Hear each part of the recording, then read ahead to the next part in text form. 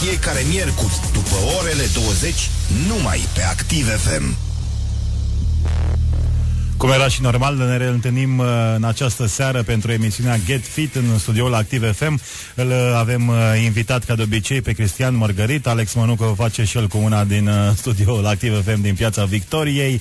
Astăzi avem o temă care sper eu să stârnească cât mai multă curiozitate și cât mai multe întrebări, pentru că ele vor fi răsplătite, întrebările noastre din seara asta, printr-un voucher de 150 de lei de suplimente.ro. Despre ce discutăm în această seară, să vă spun eu, să vă spună Cristi, sau ghiciți voi? I-am anunțat deja. Bună seara tuturor, mulțumesc mult pentru introducere, Alex. Într-adevăr, vom discuta despre un lucru ideal, despre un lucru extraordinar, greutatea ideală. Am avut pe lista de subiecte și sfârșitul lumii, dar cred că îl vom aborda în ultima emisiune din acest an, nu? În ultima miercuri dinainte de Crăciun, atunci să vedem, nu știu, cred că pe 19 decembrie, dar deocamdată vorbim despre greutatea ideală, despre compoziția corporală, despre câte kilograme ar trebui să avem, despre cum ajungem la acele kilograme, ce înseamnă metode de măsurare și toate celelalte. Avem, ca de obicei, getfit.radio pe Yahoo Messenger. ID-ul nostru este deschis, funcționează și ne puteți adresa întrebări. De asemenea, la SMS 0734 220202. Din câte știu, putem intra și în direct, deci puteți și suna la 0734 220202 și pe Facebook, așa cum v-am obișnuit, Get Fit, G-E-T-F-I-T, pagina de Facebook. Dați acolo un add și puteți pune întrebări pe această temă în legătură cu greutatea ideală, compoziția corporală, câte kilograme ar trebui sau n-ar trebui să avem, după ce standarde, etc. Avem, așa cum spuneam, mai multe teme de discuție și, în primul rând, ar trebui să ne gândim ce înseamnă, de fapt, greutate, nu? Pentru că noi folosim acest termen de greutate, că, de fapt, cântarul, da, ne arată forța cu care suntem atrași de către pământ și kilogramele ar reprezenta, de fapt, masa noastră, nu? Masa se măsoară în kilograme și forța se măsoară în newton, știm de la fizică. Deci atunci când vorbim despre greutatea ideală, de fapt ar trebui să folosim termenul de masă, dar în limbaj comun rămânem totuși la greutate.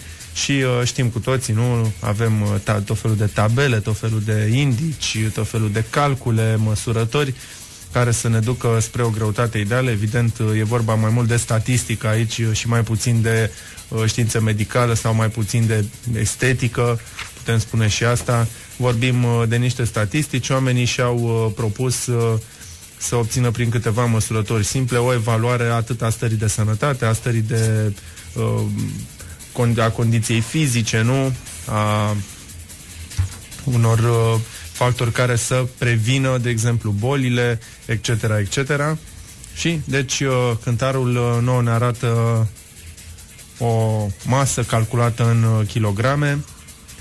Această cifră, da, sau acest număr, până la urmă, nu, reprezintă mai multe componente, atât în cifra absolută, cât și în variațiile sale. Noi am mai discutat la un moment dat despre ce arată cântarul și o să rezumăm aceste elemente când vedem acolo, în primul rând, ce avem.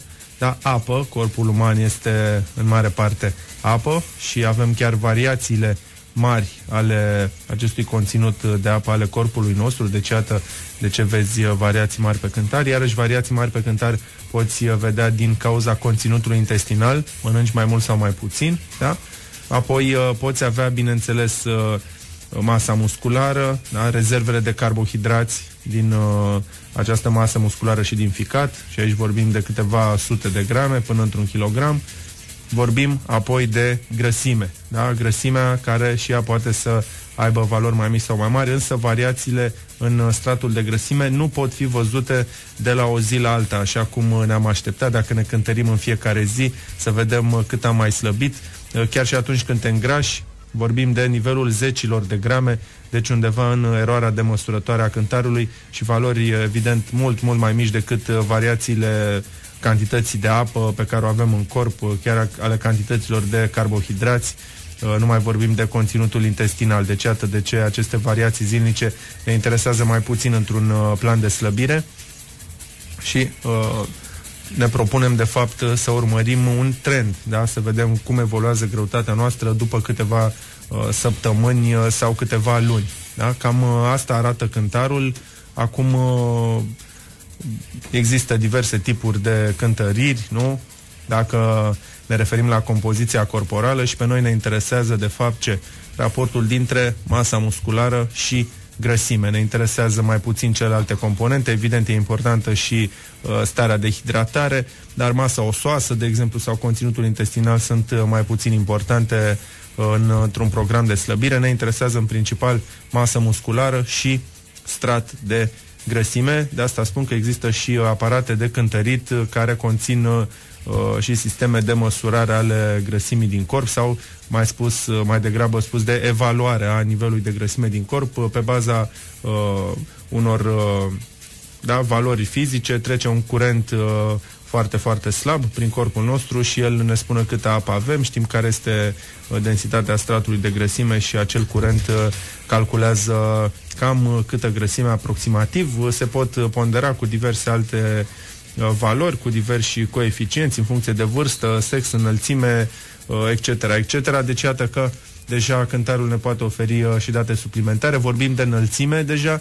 Știm că una dintre metodele de evaluare, să spunem, sau de determinare a greutății ideale ar fi și în funcție de înălțime. Deci nu neapărat în funcție de ce ne spune cântarul în legătură cu nivelul de grăsime. Unii spun, nu, că la înălțime ar trebui să ai ca număr de kilograme înălțimea în centimetri din care să scazi 100, la femei să scazi 110, după aia intervin iarăși diversi alți factori în funcție de vârstă, da, în funcție de constituție, pentru că știm sunt persoane cu oase mai subțiri, deci acele persoane evident că vor avea mai puține kilograme, sunt persoane cu oase mai groase, vor avea mai multe kilograme.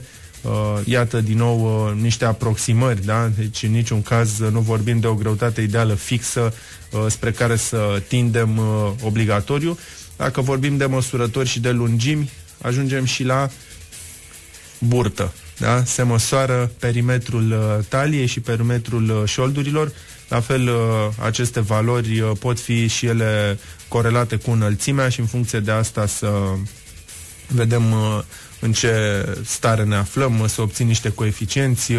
De exemplu, în funcție de înălțime și greutate avem acel celebru indice al masei corporale, care ne este folosit pe scară largă pentru a evalua nivelul de grăsime din corp sau pentru a obține informații în legătură cu nivelul de grăsime din corp, chiar dacă în ultima vreme acest indice al masei corporale a fost infirmat de practică și chiar de teorie, deși a fost propus pe la 1800 și ceva. În continuare sunt mulți medici, mulți oameni care folosesc indicele masei corporale, nu? Acea limită de 25 peste care ești declarat obez și toate celelalte care decurg de aici. Deci ne interesează mai puțin indicele masei corporale, pentru că la o persoană cu masă musculară foarte mare, cum ar fi colegul meu de aici din studio, Alexandru Mănucu, dacă l-am măsurat, câte kilograme ai, Alexandru? Cam în jurul la 105 kg. Deci 105, la ce înălțime? 1,74. 1,74. Deci iată, ai putea fi declarat obez. Cu ușurință obez, dar dacă se uită cineva la tine și vede că mușchii abdominali încă sunt vizibili, tricepsul se vede și el foarte bine, coapsa e separată și atunci îți pui întrebarea cum ar putea fi acest om obez. Evident că nu este obez, ci are o masă musculară enormă față de omul enormă, nu, dar... Da? Deci în cazul tău ai putea fi diagnosticat drept obez și pus într-o categorie de risc, deși nu ești. Iar în cazul bătrânilor și al persoanelor foarte sedentare, care au o masă musculară foarte mică, suntem în situația cealaltă. Ei pot avea un indice al masei corporale bun, da?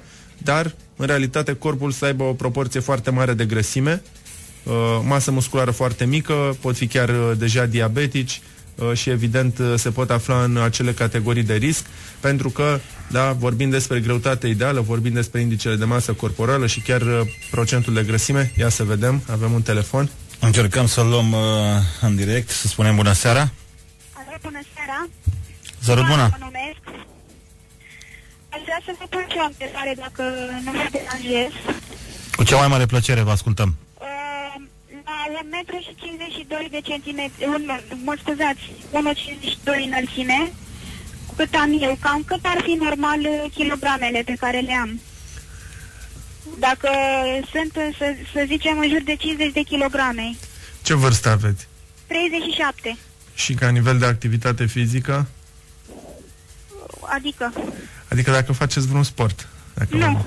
Nu. Asta înseamnă că există o probabilitate foarte mare ca grăsimea să fie greutatea în plus și probabil că este bine să mai slăbiți, însă acest număr de kilograme ideale sau normale poate fi stabilit doar în urma unui calcul și al acestui procent de grăsime, pentru că există persoane cu oase foarte puternice, da? Persoane cu șoldurile mai late, de exemplu, cu masă musculară mai mare, la picioare, de exemplu, au făcut sport în copilărie și atunci la 1,52 pot fi în jur de 50 de kilograme fără a fi neapărat într-o grupă de risc, pentru că, de fapt, despre asta vorbim. Când avem foarte multă grăsime pe noi, această grăsime e corelată cu riscul, de exemplu, de boli cardiovasculare, de accident vascular cerebral, riscul de diabet și chiar riscul de cancer. Deci despre ele vorbim. Deci probabil că la dumneavoastră s-ar evidenția un strat de grăsime suplimentar pentru că nu faceți sport și probabil că ar trebui să vă reduceți greutatea. Acum, până la câte kilograme,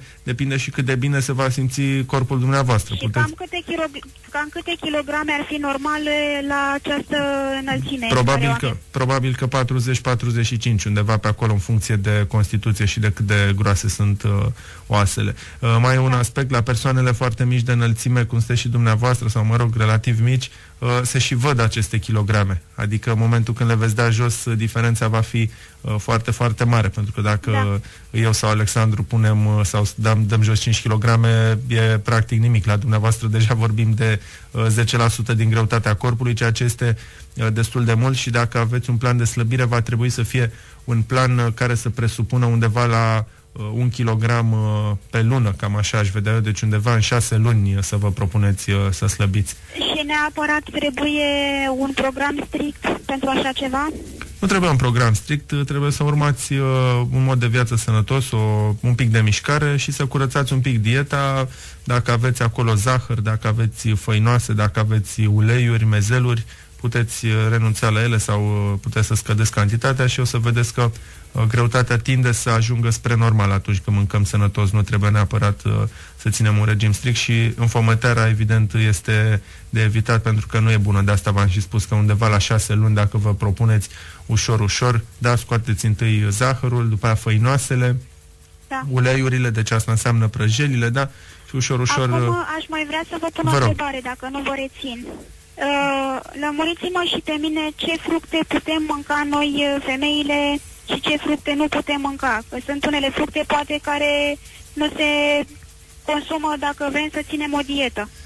Cantitatea de fructe, mai ales iarna, eu aș ține la minim, deci ar rămâne pe lista noastră lămâile pe care le putem folosi în salate, le putem folosi peste pește, de exemplu dacă facem un pește la cuptor, le putem folosi în apă, da, ca un fel de limonadă, dar fără zahăr, da, aportul de vitamina C, ele sunt și alcalinizante, lămâile, deci mi se par foarte importante. Apoi fructele de pădure, mai sunt încă pe piață, da, am mâncat astăzi porumbe, există cătină, există toate aceste fructe mici care sunt pline de vitamine și de enzime, da, și de antioxidanți, sunt foarte, foarte sănătoase. Abia apoi aș pune fructele mari, clasice, mere, pere, gutui, fructele acestea care cresc și la noi, da. Și pe ultimul loc aș pune fructele de import. Deci celelalte fructe care sunt de import le-aș lăsa la urmă, adică aș mânca o cantitate cât mai mică din ele, nu mai reluăm motivele, știm, nu, cum sunt produse, cum sunt coapte, cum sunt conservate, etc., da. etc.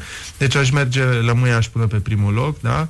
V-am explicat și de ce. După aș pune fructele de pădure, într-o diversitate cât mai mare, apoi fructele noastre autohtone de tip mere, pere, gutui și abia apoi celelalte. Și ca să facem așa o evaluare, o cantitate totală pe zi ar fi echivalentul a 2-3 fructe, deci asta înseamnă undeva până în jumătate de kilogram, poate 200-300 de grame de fructe. Asta pentru că ne interesează mai mult să punem accentul pe legume, da? Ne interesează mult mai mult legumele, ele sunt sănătoase, la fel vitamine, antioxidanți, fibre foarte multe. Ne interesează rădăcinoasele, iarăși morcovul, țelina, sfecla roșie, spanacul, păstăile, frunzele verzi în general sunt foarte, foarte utile. La brocoli, conopidă, castravetele, chiar acestea cu volum foarte mare, care te satură foarte bine, da, pot fi mâncate și sub formă de salate, dar, de exemplu, un fel tradițional românesc făcut din legume nu vi l-aș recomanda, zacusca, de exemplu, da? Deci asta aș evita, aș prefera mai degrabă legume crude, zarzavaturi cât mai multe, rădăcinoasele, chiar și ceapă, usturoi și alături de pește, da, niște nuci, semințe, acum iarna. Eu am foarte multe prietene care folosesc, acum eu vreau să mă lămuresc la dumneavoastră. Vis-a-vis de acea soia, care să înțeleg că este și soia din aceea soia, într-adevăr, și este și soia care este așa zisă soia. La soia e ceva mai complicat pentru că ne trebuie un produs de calitate și atunci mai degrabă aș merge spre fasole, mazăre, linte, dacă vrem leguminoase care să ne furnizeze năut, da? Da. Leguminoase care să ne furnizeze proteine, deci puteți mânca și soia, dar nu aș face din asta un obicei. Da. Dacă ne referim la aceste produse clasice de tip șnițele de soia, pateuri de soia, etc. Există și produse din soia de calitate, însă în general sunt mai scumpe, diverse suplimente nutritive extrase din soia, dar nu intră în tema discuției. Noi vă mulțumim foarte mult, sper că sunt utile și răspunsurile. Eu mă bucur că m-ați lămurit și vă mulțumesc foarte mult pentru aceste sfaturi și vă urez în continuare cât mai multe emisiuni frumoase, pentru că sunt foarte interesante, în special pentru noi femeile. Mulțumim frumos și vă mai așteptăm. O seară plăcută tuturor. Bun, deci iată că prietena noastră ne-a ajutat să răspundem și la o întrebare foarte importantă. De ce măsurăm greutatea, de ce ne cântărim, de ce ne măsurăm indicele masei corporale, procentul de grăsime, de ce ne interesează? Ne interesează pentru că, în general, vorbim de cazul cel mai comun, pentru că persoanele care au prea puține kilograme sunt foarte puține, o să discutăm și despre ei, dar în general mai multe kilograme decât așa zisa normă și un nivel de grăsime mai mare decât așa zisa normă înseamnă de fapt o corelare cu riscurile de boli despre care vorbeam, în special boli cardiovasculare, atacul vascular cerebral, atacul de cord, cancerul, diabetul, da? Deci din acest motiv. Apoi la cei care au multe kilograme apar și probleme de circulație la picioare, apar chiar fracturile, da? Lucruri care sunt de evitat. Din acest motiv corelăm și ca să spunem și un pic despre acest nivel de grăsime din corp, trebuie precizat că standardul din ziua de astăzi pe care îl vedem, de exemplu, în revistele de fitness sau care ne este propus de către sportivii de performanță, e un standard foarte, foarte ridicat, adică abdomenul vizibil este deja un nivel de grăsime sau reprezintă un nivel de grăsime foarte mic, hai să zicem la bărbați de un 10-15%, depinde fiecare cum are dispusă grăsimea, deci undeva spre minim, da? Abia la nivelul de supraviețuire pe care îl vedem în concursurile de culturism, la bărbați ajungem la 3-5% grăsime în corp, deci fiecare om va avea un nivel de grăsime la care se va simți bine, la femei normal e undeva între 20 și 25% chiar, da? În timp ce standardul, dacă te uiți într-o revistă de fitness, o femeie cu abdomenul vizibil poate se ducă spre 15, poate chiar mai jos. Da? Mare atenție, pentru că grăsimea este și un organ în același timp. Grăsimea are acel rol de protecție, grăsimea are și un rol de depozit, evident, nu doar de energie, ci și hormonal. Da? Deci, în special la femeie, e foarte important să nu se facă o slăbire bruscă și să nu se reducă nivelul de grăsime foarte mult brusc, pentru că pot să apară aceste probleme hormonale. Evident, după ani și ani de antrenament, de dietă corectă, se poate ajunge și la femei la un nivel de grăsime foarte scăzut și organismul să funcționeze normal, dar este nevoie de multă răbdare. Trebuie să fim conștienți de acest lucru. Da? Deci slăbirea în mod corect se face pas cu pas, foarte, foarte lent și, repet, acel standard de frumusețe care se propune în ziua de astăzi este un standard foarte înalt de sportiv de performanță și unii oameni chiar nu l-ar putea atinge în condiții de sănătate, oricum nu în câteva luni, așa cum ți se propune. Da, hai să-ți faci abdomenul în câteva luni, poate îți faci abdomenul în câteva luni, dar s-ar putea să ai de suferit pe termen lung, da? Pentru că mai există și un alt aspect la cei care fac, de exemplu, foarte mult cardio, maratoniști, persoanele care merg la ore de aerobic foarte, foarte des, da? În fiecare zi sau și câteva ore pe zi, apare o dereglare a sistemului și o dependență de acel efort fizic, organismul devine foarte eficient și în momentul când oprești sportul sau mănânci mai mult, te vei îngrășa. Deci și sportul trebuie făcut cu măsură, la fel cum discutam un pic mai devreme despre dietă. O să ating un pic așa și despre creșterea în greutate, nu? Că am spus că există o minoritate printre noi, oameni care vor să crească în greutate. Creșterea în greutate e definită în general ca îngrășare. Nu vreau să mă îngraș. Auzi asta și de la fete și de la băieți, nu? Vreau să mă îngraș. De fapt, corect s-ar spune că vreau să-mi cresc masa musculară, pentru că a te îngrășa, pur și simplu a stoca grăsime de bunăvoie, cel puțin în cantități mari, da? Nu este de dorit, mai ales pentru că, așa cum spuneam și mai devreme, această acumulare de grăsime este în general corelată cu riscul de boli ale omului modern, chiar și boli degenerative. Deci ai putea să-ți crești nivelul de grăsime foarte, foarte lent și într-o cantitate mică. Oricum, baza creșterii sănătoase în greutate este masa musculară, da? Masa musculară, iarăși, se obține foarte, foarte greu. Se spune că un culturist natural, un bărbat care face sport, care trage de fiare, poate acumula 5 kg de masă într-un an, deci destul de puțin, da? În niciun caz o îngrășare sau să pui în greutate foarte repede. Evident, ca excepție avem băieții care sunt la pubertate sau în adolescență, care pot acumula mai mult. Este perioada de creștere când poți acumula și masă musculară, atunci creștem și înălțime, la fel și la fete, dar în general la adult deja un 5 kg de masă musculară pe an este extraordinar de mult, iar la femei vorbim de mult mai puțin, deci vorbim de 2-3 kg.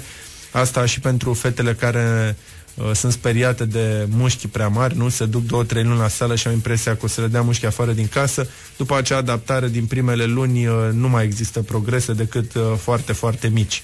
Da? Deci trebuie să fim conștienți că o masă musculară mai mare are nenumărate beneficii, da? În afară de rezistență, chiar și în imunitate este implicată, în rezistența generală a organismului și, bineînțeles, o masă musculară mai mare arde mai multe calorii și cu ea poți arde mai multe calorii. Deci, într-un program de slăbire, prima țintă ar trebui să fie, mai ales la sedentari, da, cei cu o masă musculară mică, prima țintă ar trebui să fie creșterea masei musculare, deci mărirea capacității de arde grăsimi și abia apoi să ne concentrăm pe slăbirea propriu-zisă, încercând să păstrăm cât mai mult din această masă musculară.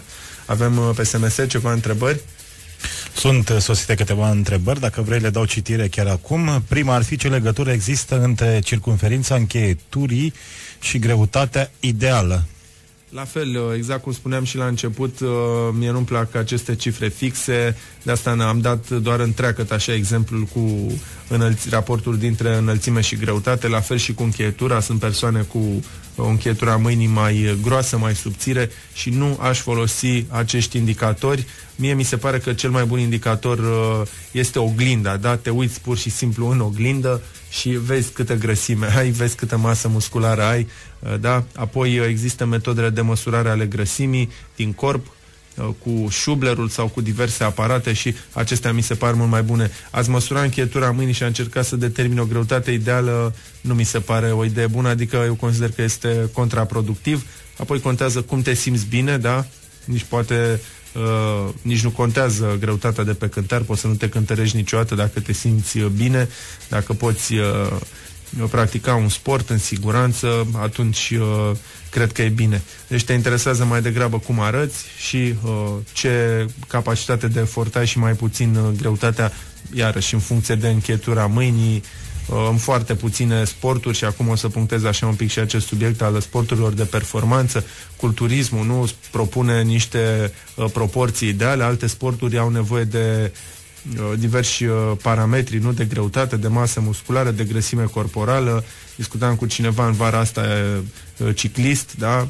Și spunea că la categoria lui, la tipul de efort pe care îl făcea, sportivii și înălțimea lui, sportivii aveau anumită greutate și el încerca să ajungă acolo, deci încerca să slăbească, pentru că altfel era prea greu și evident nu-i folosea când urca sau cobora diverse pante sau practica sportul respectiv. Deci, în general, această greutate ideală poate fi definită în funcție de înălțime și de sportul practicat. Da? Există diverse sporturi unde ai o greutate bună. Am, în schimb, un prieten cu care lucrez care este în zona de arte marțiale și care vrea să crească în greutate, da? Deci pentru fiecare sport există o zonă optimă, da? Și asta se discută cu antrenorul de la sportul respectiv. Noi astăzi discutăm și în general tot ce vorbesc eu, toate subiectele pe care le abordez se referă la omul obișnuit, deci nu la sportul de performanță sau la cei care tind către performanță.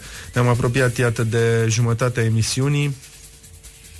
Am vorbit și despre fete și o să închei cu câteva fraze, apoi luăm o pauză, o melodie, după care avem destul de multe întrebări și pe Yahoo Messenger, getfit.radio, vă reamintesc.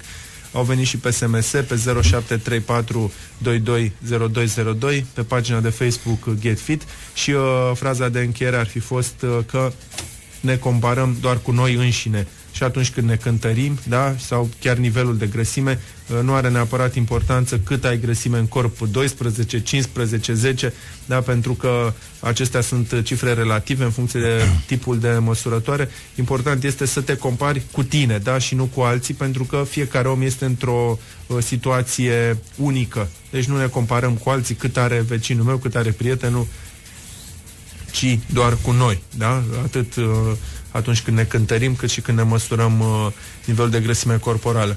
Deci Alexandru Mănucu ne pune o melodie frumoasă, ne hidratăm, asta ca să ne revenim un pic cu greutatea, nu? Să mai creștem cu vreo 200 de grame, acum o să beau 200 de mililitri de apă și o să cresc un pic în greutate, după care revenim cu întrebările după pauză. Vă reamintesc 0734 220202 SMS. De o dimineață la Mamaia pe plajă după o petrecere. Deci, relaxantă. Nu? Cam despre asta e vorba, parcă se auzeau și pescăruși. Mie mi-aduce aminte de vară. Vară, mare și răsăritul. Deci așa, acolo te-ai dus tu cu gândul, așa imaginar cel puțin.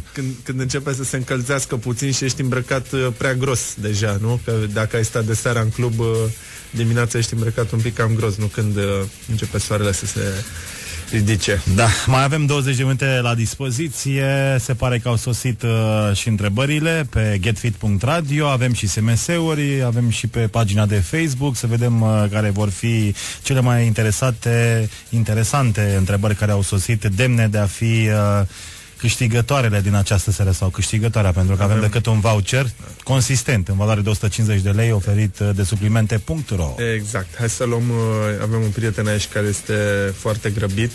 Îi spune că îi place subiectul, 1,82 înălțime, 87 de kilograme și ne întreabă care ar trebui să fie greutatea ideală.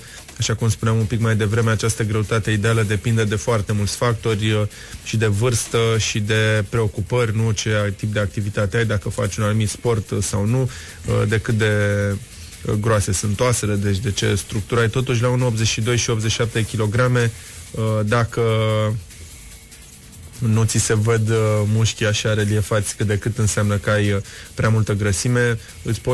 Tu întrebi cum ar trebui să îți măsori cantitatea de masă musculară. Mai relevant ar fi să-ți faci un test de măsurare a grăsimii.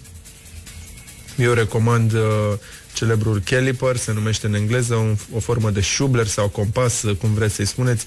Se măsoară grosimea unei plici, da, din piele, da, se prinde cu 2 degete pielea în zona abdominală, în zona pectoralului, în zona spatelui, la triceps, în diverse puncte, da, se măsoară grosimea acestui strat de grăsime și se bagă în niște tabele, există pe net site-uri, e foarte simplu să găsim un astfel de site și ne va spune cam cât avem grăsime în corp, teste cu măsurări în 3 puncte, în 5 puncte, în 7 puncte. Se pare că cel în 3 puncte este suficient de fidel, adică ne dă o idee destul de bună și important este, așa cum spuneam, nu valoarea absolută, ci evoluția în timp. Dacă în timp scade stratul de grăsime, atunci este bine, da, masa musculară ți-o poți evalua prin perimetre, da, perimetrul brațului, de exemplu, sau perimetrul coapsei. Da, cam asta ar fi, deci nu există o greutate ideală, dar spre normal putem tinde, că ne întreba cineva mai devreme, da, bărbații 15-20% procent de grăsime în corp, femeile 20-25% și ne referim la rasa albă europeană, da, pentru că în funcție de zona globului există variații și în nivelul de grăsime optim, da? Noi, pentru că locuim într-o zonă temperată, nu mai vine și iarna, putem presupune că în mod natural avem și un strat de grăsime mai mare stocat pe noi, pentru că el, pe lângă rolul de protecție, mai ales la femeie, are și un rol foarte important hormonal, da? Deci sistemul hormonal al femeii funcționează și cu ajutorul stratului de grăsime. Evident, când depășim un anumit nivel, atunci apar problemele, chiar și la bărbat, nu? Conversia testosteronului în estrogen și chiar aș vrea să fac așa o mică paranteză, se întâlnește hiperplazia celulelor de grăsime, deci ele se și înmulțesc, nu doar cresc în volum la vârsta adultă, da? Dacă deschidem cărțile clasice de medicină sau chiar de fitness, de culturism, ne spun, vai, nu, sau tratatele de nutriție, după o anumită vârstă, nu, după, unii spun că după ce ești bebeluș, alții și-au dat seama că și la în perioada de creștere, da, la adolescență, la pubertate, se pot înmulți celulele de grăsime, însă în ultima vreme s-a constatat că se înmulțesc și la vârsta adultă.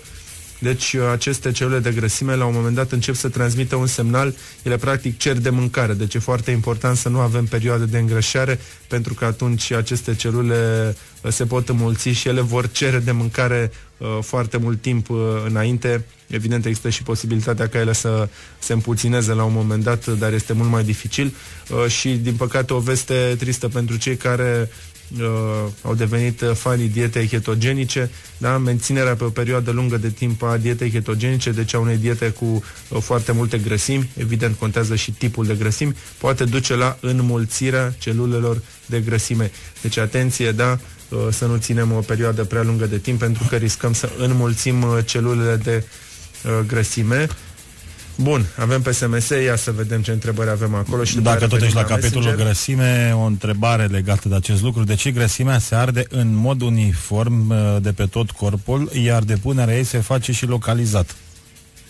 Păi nu, și depunerea se face pe tot corpul, dar depinde în mare măsură această depunere de mediul hormonal și de activitatea fizică, de ce ai mâncat. Dacă faci abuzuri alimentare în condiții de sedentarism și stres, evident se va depune spre zona de mijloc a organismului. Dacă ai o alimentație diversă, dar totuși cantitativ prea bogată, faci și sport, atunci grăsimea se va dispune uniform pe suprafața corpului. Acum, vezi, întrebarea conține și un nonsens, nu? Dacă s-ar depune într-un singur loc, n-ar mai fi nevoie să se ardă de pe tot corpul, da? Deci ea se arde proporțional, dar în zona de mijloc avem rezervele care sunt cele mai rezistente, sunt și cele mai mari și atunci, evident, de acolo pleacă cel mai greu. Sunt sănătoasă, dar vreau masă mai mică. Am început să nu folosesc sarea. Poate cauza? Vă mulțumesc. Masă, așa, greutate mai mică. Dacă am spus că în mod obișnuit folosim termenul de greutate pentru această masă corporală exprimată în kilograme, dacă vrei să slăbești, nu știu dacă sarea e ideea cea mai bună. Sarea are legătură mai mult cu retenția de apă și nu cu cantitatea de grăsime. Deci, în funcție de câtă sare foloseai înainte, poate să fie o idee bună. Totuși trebuie să precizăm că la persoanele care fac sport și chiar la persoanele sănătoase este nevoie de o anumită cantitate de sare în alimentație, da? În funcție și de greutate, în funcție și de câtă apă bem, de efortul fizic, de cât de mult transpirăm. Deci sarea este utilă. Nu aș urma o dietă complet lipsită de sare, decât evident în diverse situații medicale, la recomandarea medicului, diverse afecțiuni, boli.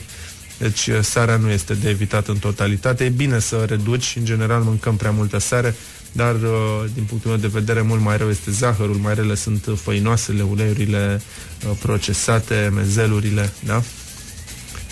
O altă întrebare sosită la 0734220202 este următoarea: variațiile de greutate. De exemplu, 5 kg datorate metabolismului propriu în contextul unei pauze de la antrenamentele de sală pot afecta organismul. Cum trebuie să compensăm în această perioadă? Organismul în general pierde, da? Dacă faci o pauză de la antrenament, tu ai menținut acea greutate mâncând mult, deci pe de o parte vei avea o pierdere de conținut intestinal, pe de altă parte va fi și o pierdere de masă musculară, mai o pierdere a apei și carbohidraților din mușchi, da? Pentru că atunci când mușchiul este plin cu glicogen, reține și apă și ești pompat, da?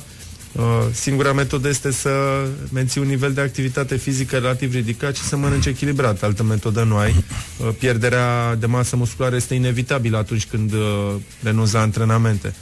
Se poate întâmpla mai repede sau mai încet în funcție de calitatea alimentelor. Deci dacă rămâi pe o dietă low carb, eventual chiar hiperproteică, cu mai puțini carbohidrați rafinați, atunci, după părerea mea, ai șanse să menții mult mai bine masa musculară. Dacă mănânci junk food, deci multe făinoase, zahăr, ce vorbeam mai devreme, pauze mari în alimentație, atunci poți pierde din această masă musculară. Am văzut că Alexandru Mănucu râdea. De ce râdeai? Zâmbeam, nu râdeam. Avem o soție grijulie. Soțul meu slăbește fără motiv. Are analizele bune. Ce părere aveți? Nu știu, da, am putea spune că slăbește de dorul cuiva. Nu știu ce să Aia mă gândeam și eu. Cine știe? Stresul. Stresul, da, trebuie investigat. Dacă slăbirea este bruscă și foarte, foarte pronunțată, da, se vede cu ochiul liber că este slăbit, trebuie căutată mai atent cauza, pentru că, iarăși, scurtă paranteză, așa zisele analize care sunt bune, de fapt se referă la probabil 7, 8, 9, 10 parametri din câteva sute pe care le are organismul nostru. Deci, analizele clasice, așa făcute, da, acel pachet de bază, reflectă mai degrabă, pot reflecta probleme foarte grave, nu? Sau probleme cum ar fi glicemia, nu? Poate da o idee despre cum folosește corpul tău glucoza, dar trebuie făcute investigații mai amănunțite dacă a slăbit brusc, fără alte modificări în modul de viață, adică doarme la fel, mănâncă la fel, același nivel de efort fizic și a slăbit brusc, trebuie investigat. Ultima întrebare sosită pe SMS-ul este următoarea. Am 8 pătrățele la abdomen de 3 ani încoace. Un lucru bun. Da. Am 29 de ani, sunt destul de fibrat. Este sau nu sănătos să nu am grăsime? Ciudate că mănânc grăsimi sănătoase multe, gălbenuși, nuci, chiar și porc. Da, ne-a scris prietenul nostru și pe Get Fit, pe pagina de Facebook. Tu scrie acolo că ai 2% sau 2,6% grăsime în corp, îți arată probabil că are o eroare acel aparat, cântarul pe care îl folosești. Cum spuneam și în concursurile de culturism, vorbim de 3-5% și mi-e greu să cred că poți avea striații pe fesier, de exemplu, sau pe spatele inferior. Abia atunci vorbim de sub 5%. Probabil că tu ai, din câte am văzut în poze, undeva în jur de 10%, da, probabil între 8, 10, 12%. Asta cu numărul de pătrățele de pe abdomen ține și de genetic, da? Acele inserții tendinoase care separă în lungime diverse părți din dreptul abdominal pot fi mai multe sau mai puține, nu este o regulă, da? Deci sunt persoane care au doar 4 pătrățele pur și simplu, indiferent că au grăsime sau nu peste ele, și persoane care au mai multe pătrățele, care au o formă mai mare, sunt mai bine definite, și iarăși sunt persoane care depun mai multă grăsime pe burtă sau în alte zone, deci nu e obligatoriu să ai un strat foarte, foarte mic de grăsime dacă ai abdomen. Am văzut oameni care aveau și pătrățele formate cumva din grăsime, adică erau vizibil mușchii abdominali, dar erau acoperiți și cu un strat rezonabil de grăsime.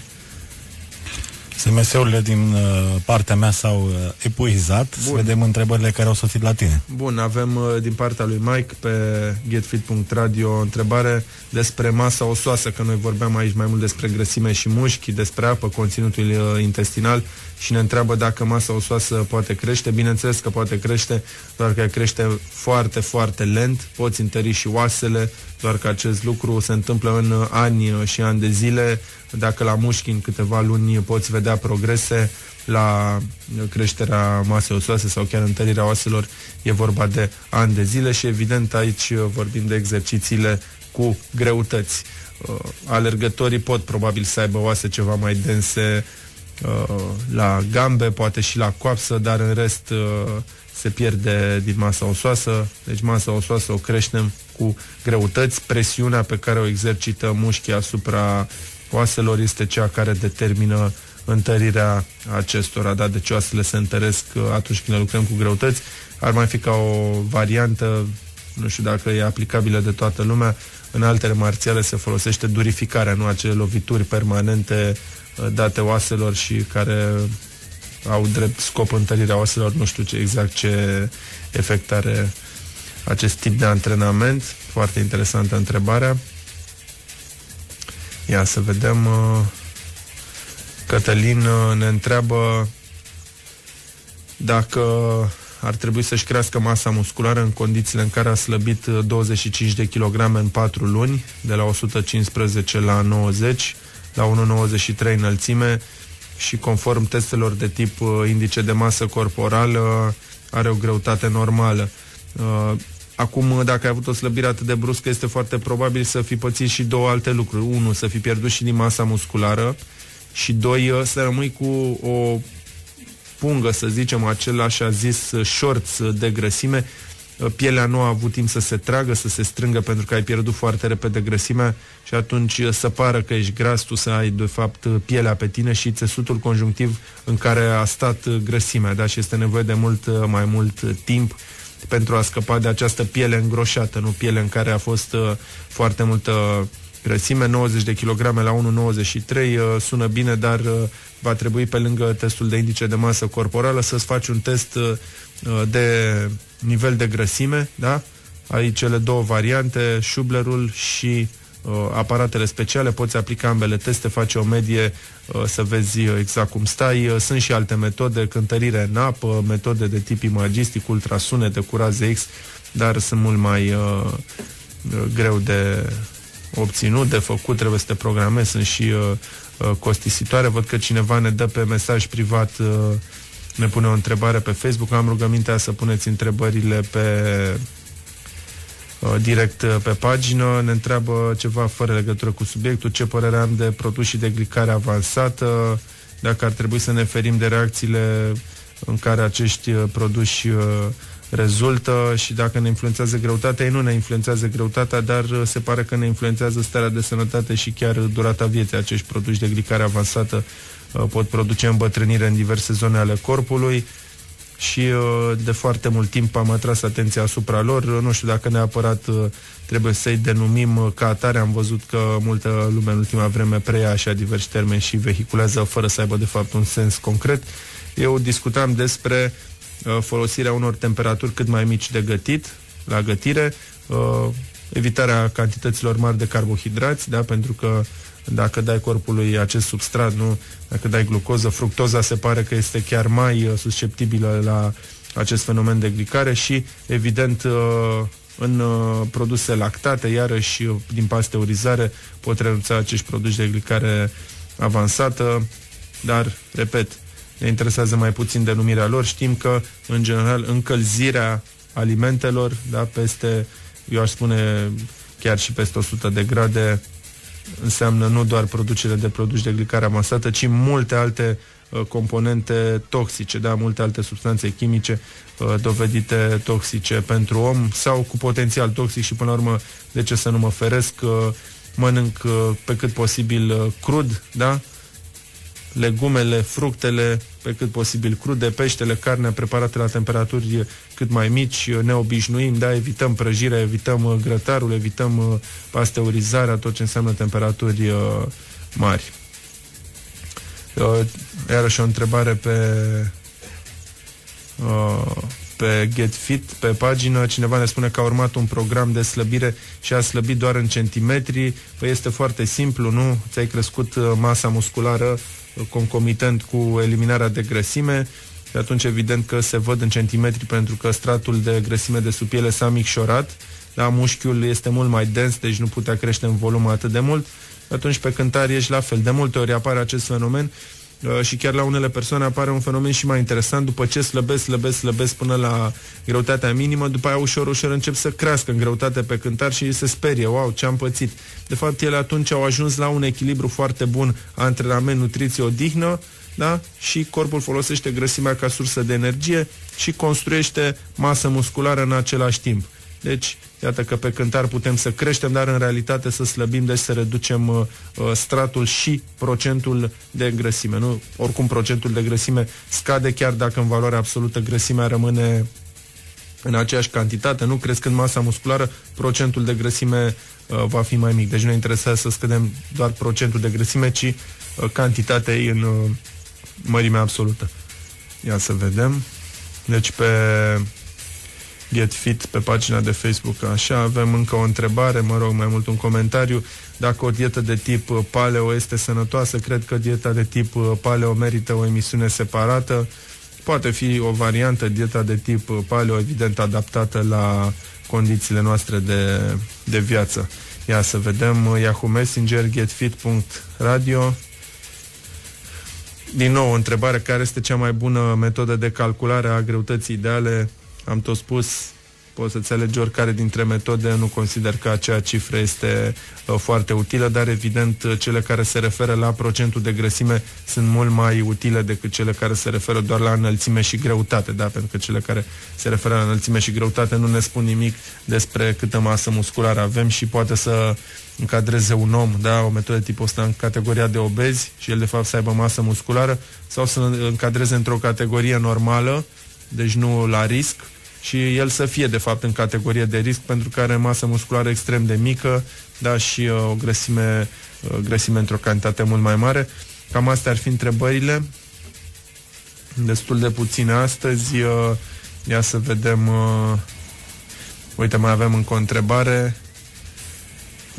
Dacă pentru îngrășarea rapidă sau mă rog, dacă se poate folosi îngrășarea rapidă pentru a atinge categoria într-un anumit sport. Mi se pare cea mai proastă idee posibilă, îngrășarea pentru a face o categorie, poate la sumo, nu știu dacă există categorii la sumo, acolo da, poți să te îngrași, dar în celelalte sporturi este foarte important să ai un raport cât mai bun de masă musculară la grăsime, pentru că în general sportul presupune mișcare și dacă tu cari după tine niște kilograme de grăsime inutile, nu-ți vor face bine. Iarăși o îngrășare rapidă îți poate afecta și sănătatea, îți poate crește stresul oxidativ, da, îți poate da o stare de oboseală, corpul tău intră în acea zonă de stocare și nu mai poate produce suficientă energie, deci nu aș folosi îngrășarea rapidă și în general îngrășarea ca o metodă de a face categorie. Eventual îți poți crește masa musculară pentru a intra într-o categorie superioară și atunci poți avea foarte multe avantaje. Totuși aș spune că atunci când facem slăbire, dacă când reducem, mulți oameni se miră câtă grăsime avem pe noi, de fapt. Dacă ți se pare că ai slăbit, că nu mai ai grăsime și de fapt continui un program după ani și ani de zile, vezi că de fapt era multă grăsime, doar că evident cu cât ai mai puțină grăsime, cu atât ea este mai greu de dat jos. Din acest motiv e foarte important să prevenim îngrășarea, pe asta pentru a nu ajunge în situații de tip hai să slăbesc 30 de kilograme, pentru că, repet, am mai spus-o și în alte emisiuni, slăbirea ca proces este un proces stresant pentru organism și dăunător. Faptul că mănânci sănătos sau faptul că ajungi la o greutate normală după o perioadă, acestea sunt avantajele, deci acestea te ajută, nu slăbirea în sine. Slăbirea în sine e un proces dăunător, înseamnă invariabil stres asupra organismului, înseamnă toxine care sunt în stratul de grăsime acum eliminate în corp și înseamnă sau poate însemna evident malnutriție, subnutriție, da, trebuie să mănânci mai puțin, deci în general organismul este stresat de slăbire și în general de slăbirea bruscă. Sănătoasă este de fapt dieta și sănătos este modul de viață pe care îl urmezi pentru un program de slăbire. Deci nu slăbirea ne interesează, ci modul de viață care să ne scoată din zona de risc. Uite, o întrebare interesantă. Cum putem determina greutatea maximă de masă musculară pe care cineva o poate atinge natural, ca să ne dăm seama dacă e dopat sau nu? Această întrebare și-o pune toată lumea. În general, un ochi format își dă seama dacă cineva a trecut de zona naturală sau nu. E foarte greu de spus. Sunt și concursuri de culturism natural, sunt și oameni foarte dotați genetic și care au o masă musculară mare, oameni foarte dedicați care fac mult sport. E foarte greu de spus și prin această întrebare pe care o pui, de fapt, încalci o regulă pe care eu o spuneam mai devreme, că nu trebuie să te compari cu alte persoane. Nu știu de ce te interesează pe tine, dacă cineva și câtă masă musculară a atins, dacă e natural sau nu. Nu văd ce relevanță are pentru tine acest răspuns. Tu poți eventual să urmezi un program, să faci sport, nu? Și să vezi unde ajungi, pentru că e nevoie de 10, 15, 20 de ani ca să afli răspunsul la această întrebare, poate chiar mai mult, nu? Lucrul ăsta e similar cu proverbul cu capra vecinului, nu? Exact. Nu, ceva de genul ăsta ne spui tu. Da, și oricum așa cum spuneam, ca să afli răspunsul la întrebare, trebuie, indiferent dopat sau nu, răspunsul la întrebare se află după 10, 15, 20 de ani de antrenamente, pentru că dopingul, spre deosebire de ce-și imaginează mulți, nu înseamnă masă musculară gratis. Deci, din contră, trebuie să muncești chiar mai mult, da? Deci, e nevoie de foarte, foarte mult timp. Cam astea ar fi întrebările. Hai să ne gândim și la un premiu. Cine primește premiul, cred că îl va primi până la urmă ultimul